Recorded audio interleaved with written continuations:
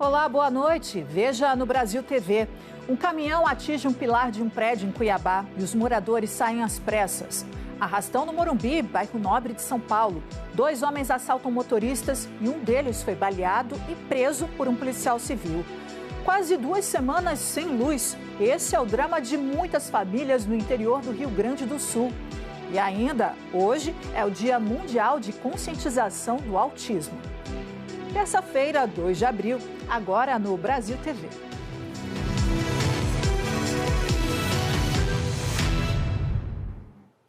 Mais de 20 famílias tiveram que sair correndo em Cuiabá depois que um caminhão desgovernado bateu no muro do condomínio. A estrutura do prédio foi comprometida. As imagens de uma câmera de segurança mostram o momento do acidente. Era 7h40 da noite. O caminhão desce desgovernado e invade a rua do prédio. Por pouco, não atinge o carro que passava por ali, até que bate de ré no muro do condomínio. Esta câmera interna mostra o impacto da batida no portão da garagem. Arthur tinha acabado de sair do prédio e levou um susto. Coisa de segundos, assim, meu anjo da guarda falou, vai logo. E na hora que eu escutei o barulho, eu só fiz a volta e cheguei aqui e encontrei a situação. O motorista contou à polícia que não estava dentro do caminhão. Disse que estacionou e saiu do veículo antes e não sabe como ele desceu. Os moradores tiveram que sair de casa ontem à noite às pressas por recomendação dos bombeiros. Hoje, a Defesa Civil esteve aqui, os agentes acabaram de sair e, por enquanto, os moradores só podem entrar para retirar alguns pertences e precisam usar as escadas. 6 andares, muitas escadas. Aí eu tirei roupa, remédio, né? As roupas que a gente vai usar, remédio, sapato. Profissionais do Conselho Regional de Engenharia também acompanharam a vistoria. A pancada entortou um pilar e causou rachaduras no primeiro e no segundo andar do prédio. A avaliação que tem o risco do primeiro andar e segundo andar, né, que também foi afetado. E o pessoal do CREG constatou que vai ficar inabitável de gente ali até ser reformado a parte do pilar do prédio. Vai fazer as escoras no momento, as escoras vão ser feitas no primeiro andar ali, no segundo andar, para começar a mexer nele, entendeu? Segundo o síndico, as obras devem começar ainda hoje e não tem prazo para terminar. Cerca de 90 pessoas vivem no prédio e vão ter que buscar um novo lugar até lá. É complicado.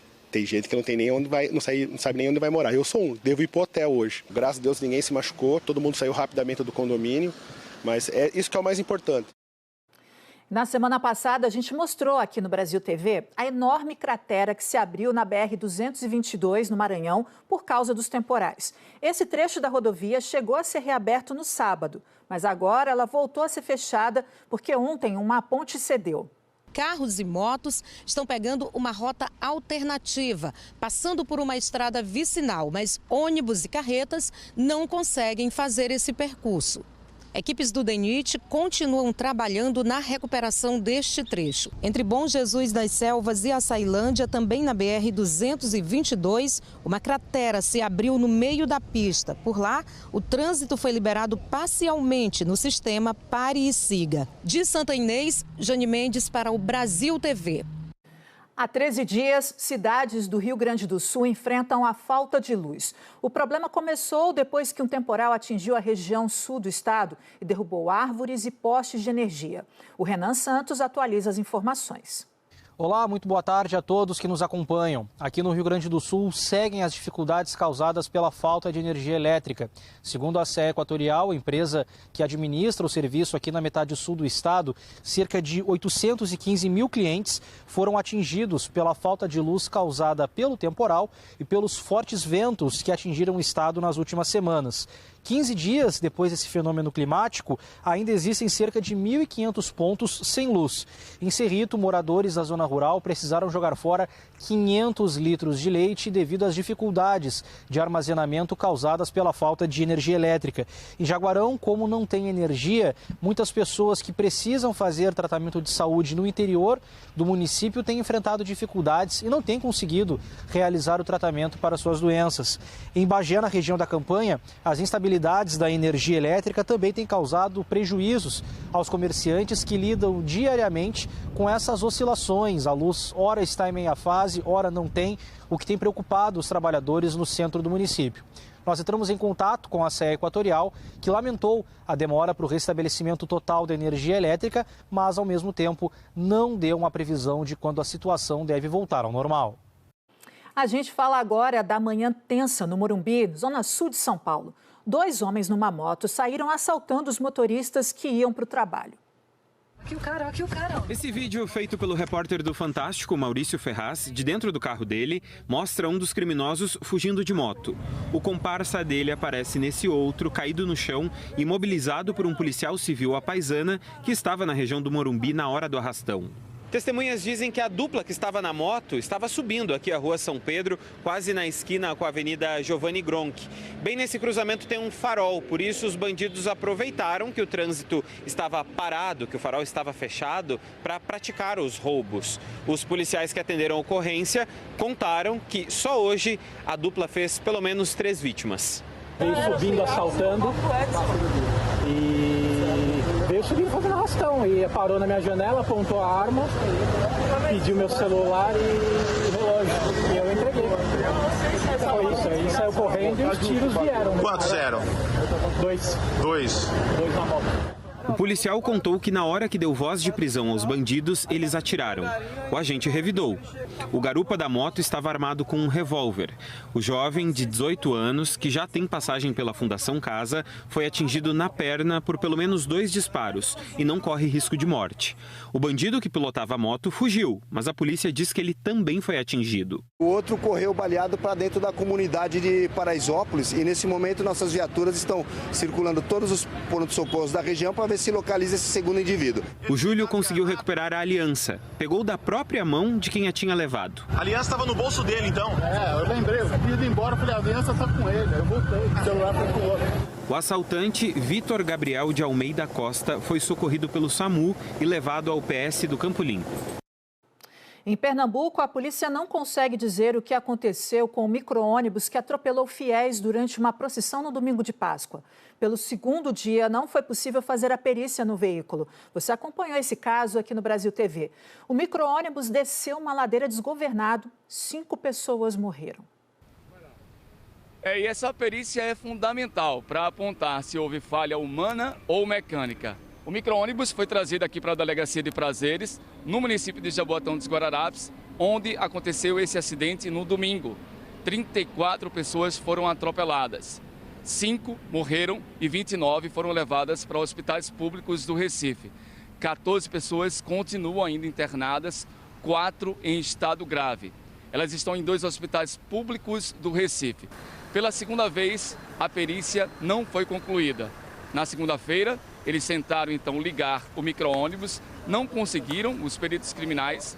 A Secretaria de Defesa Social contratou um mecânico e hoje esse mecânico com os peritos criminais também não conseguiram ligar o veículo pela segunda vez. O mecânico disse que o motor de partida está quebrado e que isso, por exemplo, pode também apontar, dar algum indicativo para esse acidente. Aí a Secretaria de Defesa Social de Pernambuco precisa agora trazer um eletricista para, junto com esse mecânico, colocar o ônibus para funcionar e ver se tem problemas, principalmente nos freios. Essa perícia vai ser anexada a esse inquérito policial que foi aberto aqui nesta delegacia onde nós estamos falando. Bruno Fontes, para o Brasil TV. 4 vítimas desse atropelamento foram enterradas ontem à noite. 2 delas foram veladas à tarde sob muita comoção. Dezenas de amigos e parentes das vítimas participaram do velório na quadra de esportes da Escola Estadual Adelaide Pessoa Câmara, que fica em frente ao local do atropelamento. Uma missa foi celebrada pelo arcebispo de Olinda e Recife, com a presença de 2 corpos das 5 pessoas que morreram no acidente.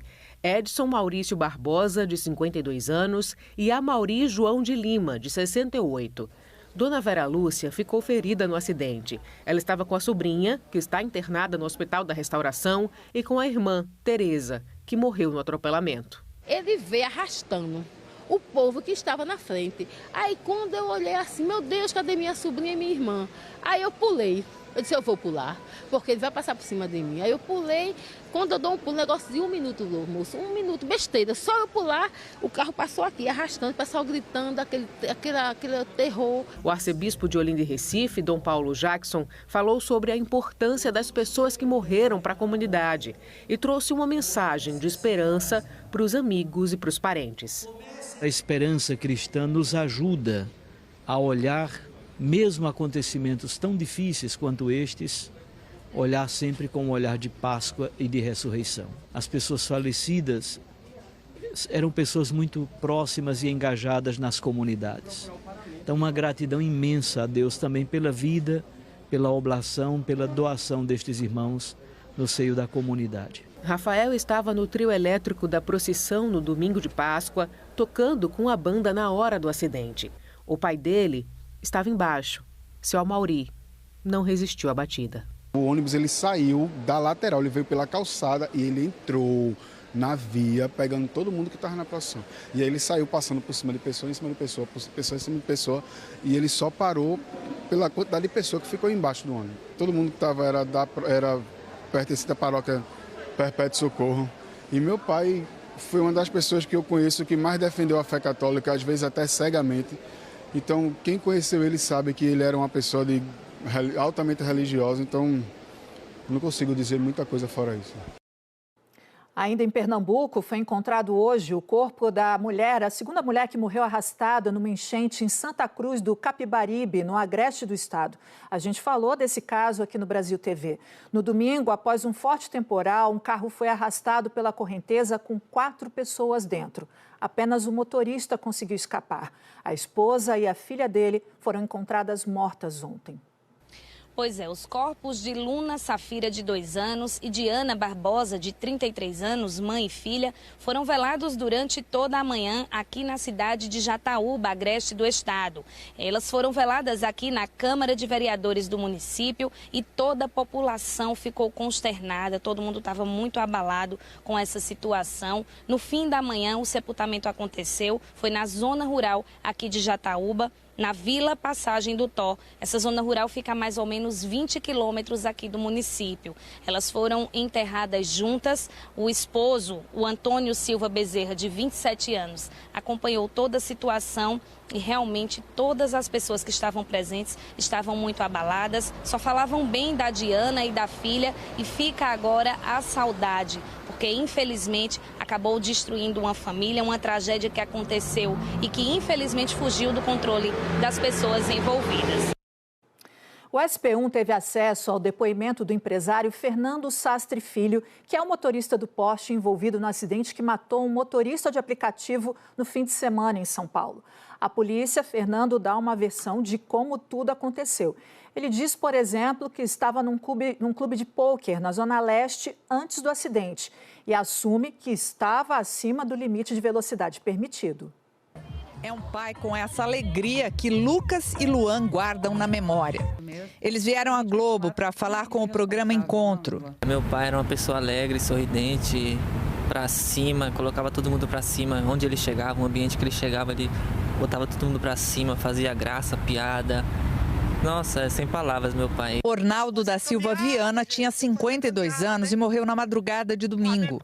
O carro em que ele trabalhava como motorista por aplicativo foi atingido por um veículo de luxo em altíssima velocidade, na Avenida Salim Faramaluf, na Zona Leste. No volante estava Fernando Sastre de Andrade Filho, de 24 anos. Este outro vídeo foi gravado segundos antes da batida, a cerca de 100 metros do local do acidente. Nele é possível perceber a diferença de velocidade em que os 2 veículos estavam. Segundo a polícia, Fernando fugiu do local do acidente junto com a mãe, alegando que iria ao hospital para tratar de um ferimento na boca. Ele só reapareceu ontem, quase 38 horas depois, na delegacia do Tatuapé, acompanhado dos advogados e da mãe, e sem nenhum ferimento aparente. O SP1 teve acesso com exclusividade ao depoimento de Fernando Sastre de Andrade Filho. Ele disse que chegou a um clube de pôquer por volta das 11 da noite, que ficou no local até as 2 da manhã e não ingeriu bebida alcoólica. Disse ainda que não sabia a qual velocidade estava, mas admite que estava acima do limite permitido, sem saber precisar quanto. Repetiu que não estava sob efeito de álcool ou drogas. Fernando contou aos policiais que não sabe o motivo da mãe não tê-lo levado ao hospital assim que saíram do local do acidente. Que foram para casa e, ao acordar, ficou sabendo que a mãe recebeu ameaças pelo celular, mas não soube dizer quais. E que, por conta disso, a mãe achou por bem não levá-lo ao hospital.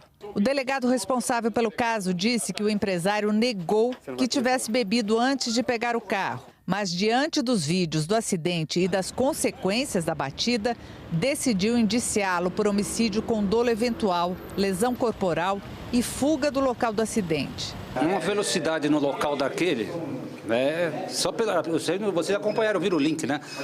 Foi um abarroamento bem forte, né? Praticamente ele usou o carro como uma arma, né? Foi muito forte, né? Então, tô convicto plenamente. O boletim de ocorrência foi registrado na delegacia quase 5 horas depois da batida. E consta que a mãe de Fernando, Daniela Cristina Andrade, esteve no local do acidente. Disse aos policiais militares que levaria o filho até o hospital porque ele tinha um ferimento no rosto.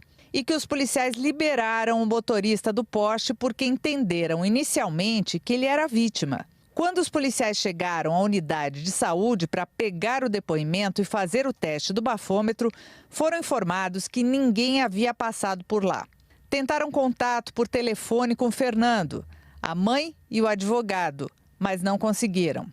O coronel reformado da Polícia Militar, José Vicente, afirma que os policiais militares não deveriam ter liberado Fernando para ir ao hospital sem uma autoridade policial presente. Num local de ocorrência, principalmente com mortes, mesmo em acidente de trânsito, estão duas medidas importantes. A primeira, socorrer uma eventual vítima que esteja viva, evidentemente, e a segunda, preservar o local do crime. No caso, havia um suspeito de ter ocasionado esse acidente letal. Ou seja, se havia necessidade de ir até o hospital, o PM ou algum PM, alguma determinação do próprio centro de operações, é de que houvesse um acompanhamento até o hospital e verificar a liberação por lá. Ornaldo da Silva Viana estava apenas trabalhando durante mais uma madrugada, nessa de domingo de Páscoa. A pergunta que eu faço é, se fosse ao contrário, o que aconteceria, entendeu?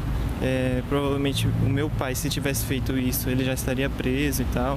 Então, na minha opinião, sim, eu fico com sentimento de injustiça, assim. Eu quero entender o porquê que ele foi liberado, entendeu?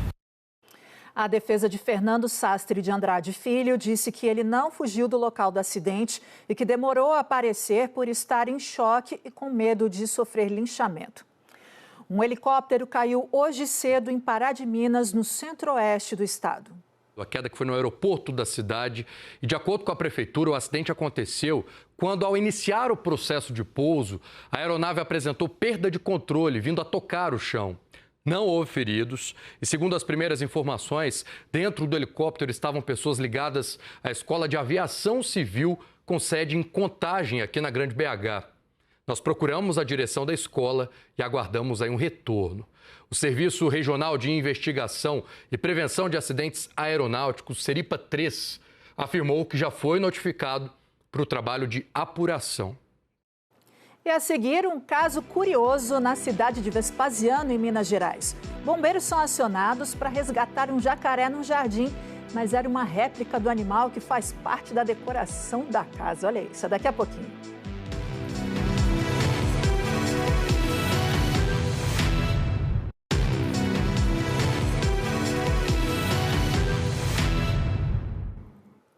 Brasil TV de volta com o anúncio do Ministério da Saúde sobre o esquema de vacinação contra o HPV para crianças e adolescentes de 9 a 14 anos, que passa a ter apenas uma dose a partir de hoje. Até então, eram necessárias 2 ou 3 doses do imunizante. A decisão do Ministério da Saúde segue a recomendação da Organização Mundial da Saúde, que levou em conta o alto índice de proteção na dose única contra o vírus HPV, que está associado a mais de 90% dos casos de câncer de colo de útero. Essa mudança busca ampliar a cobertura vacinal. Segundo o Ministério, no Brasil, a cobertura vacinal para meninas atinge 76% na primeira dose e cai para 60% na segunda. No caso dos meninos, a cobertura não alcança 60% na primeira dose e cai para 27% na segunda. Minas Gerais registrou este ano mais de 854 mil casos prováveis de dengue. 159 pessoas morreram da doença, que a gente sabe que pode ser evitada. Isso, claro, se as pessoas e o poder público fizerem a sua parte. O antigo Fórum de Contagem, que está desativado, está rodeado de mato. Tem até sapato no meio das plantas. Roupas, latinhas, copos e garrafas. A dona Elizabeth diz que quando precisa passar aqui com o netinho, até atravessa a rua. O maior medo dela é de ser picada pelo mosquito transmissor da dengue. Eu tenho medo, né? Principalmente com o meu netinho, eu não passo perto não, porque ele é alérgico a qualquer picada de inseto, entendeu? Aqui no bairro Minas Caixa, na região de Venda Nova, a placa avisa que aquele local é um ponto limpo, mas o que a gente mais vê por ali é lixo, pedaços de madeira, até sofá velho. Vários recipientes que podem servir de criadouro para o mosquito Aedes aegypti. Essa sujeira toda incomoda demais o seu Pedro. Ele fica preocupado com a saúde e com a segurança de quem passa por aqui. Isso aí fica em cima do passeio, aí vem uma mulher com a criança, vai desviar, vem um carro numa moto, um carro bate. Por conta do lixo, né? Tábua com prego, um vrido, a criança pisa em cima, um adulto mesmo, né? Se fere. Ele diz que os funcionários da prefeitura até limpam, mas muito morador não colabora. Eles tiram direto, isso aí eu vejo. Minha irmã mora logo aqui pertinho, eu vejo direto, mas o pessoal não tá nem aí, bota, né? Não quer saber que tem dengue, que vai prejudicar os vizinhos, isso estão colocando, né? A dona Carmelita mora aqui há mais de 40 anos. Pegou dengue na semana passada e está com medo de ser vítima da doença de novo. Eles jogam muito entulho ali e fica tampinhas de garrafa com água. É um risco para todos aqui, os vizinhos. Eles mesmos têm que ter conscientização disso, mas eles não têm. Olha, sobre o lixo no bairro Minas Caixa, a Prefeitura de Belo Horizonte informou que a Superintendência de Limpeza Urbana vai ao local 4 vezes na semana. E que, apesar das inúmeras campanhas educativas, infelizmente, os descartes irregulares continuam. Já sobre o antigo Fórum de Contagem, a Prefeitura informou que o imóvel é de responsabilidade do Estado. Nós procuramos o governo do Estado de Minas e aguardamos um retorno. Hoje é o Dia Mundial de Conscientização para o Autismo. O Estado de São Paulo lançou um selo para identificar carros que transportam pessoas com transtorno. No selo tem o seguinte recado: pessoa com autismo a bordo, seja gentil, não buzine. Quem tem a carteira de identificação da pessoa com transtorno do espectro autista pode entrar no site do governo de São Paulo para baixar e imprimir este adesivo. Algumas pessoas com autismo têm hipersensibilidade auditiva e elas podem ser facilmente sobrecarregadas por som altos, sons inesperados também, provocando ansiedade, desconforto e comportamento de reclusão. Agora, olha essa história. Um jacaré um pouco diferente tirou o sono de moradores de um condomínio em Vespasiano, Minas Gerais. No vídeo gravado por vizinhos, é possível ver o trabalho cuidadoso dos bombeiros para fazer a captura, sem machucar o jacaré. Ele estava quietinho, sem esboçar reação ou ataque. Mas ao conseguir laçar a boca do animal, os militares perceberam que o jacaré era de mentira. Isso é de plástico. Ah, você tá brincando. Era madrugada de segunda-feira, 1º de abril, quando um vigia do condomínio encontrou o jacaré no jardim de uma das casas. Assustado e no intuito de proteger os moradores, chamou logo a Polícia Militar de Meio Ambiente e os bombeiros. É um animal que ele fica muito tempo parado e a questão de ser à noite dificultava ali a questão da visibilidade. Então essas pessoas ali não teve aquela questão de arriscar ali, se colocar a um risco desnecessário e assim mesmo assim acionaram o corpo de bombeiros. E depois disso eles verificaram realmente se tratava de uma réplica, mas com aquela certeza de que todo o procedimento foi correto, de que todo o procedimento ali de captura foi realizado dentro dos padrões da corporação. A escultura foi colocada ali pelo dono da casa. Ele é biólogo e faz réplicas de animais há cerca de 10 anos. usa o trabalho como educação ambiental em universidades e museus e também para falar sobre a proteção da natureza. Só não contava que a realidade em cada detalhe da peça fosse causar tanta confusão. Foi assustador, porque me deparei com um vídeo, do pessoal tentando fazer o resgate de um jacaré num condomínio. E eu vi que era o meu enfeite, na verdade. Nunca passou pela minha cabeça em fazer pegadinha. Foi uma coincidência, no dia 1º de abril, alguém ter visto essa peça aqui e ter acionado a Polícia Ambiental e o Corpo de Bombeiro. Dessa vez foi só um susto, mas os bombeiros alertam que animais silvestres, assim como o jacaré, podem representar um risco quando estão fora do ambiente natural, em áreas onde tem pessoas por perto. Então, as pessoas que avistaram esse animal, eles fizeram o procedimento correto, acionaram o Corpo de Bombeiros, eles fizeram esse monitoramento de uma forma segura, ficaram longe desse animal. Então, todo esse treinamento ali foi de forma correta para realizar a captura. O Brasil TV fica por aqui. Outras notícias no Jornal Nacional, às 8h30 da noite, hora de Brasília. Uma ótima noite e até amanhã.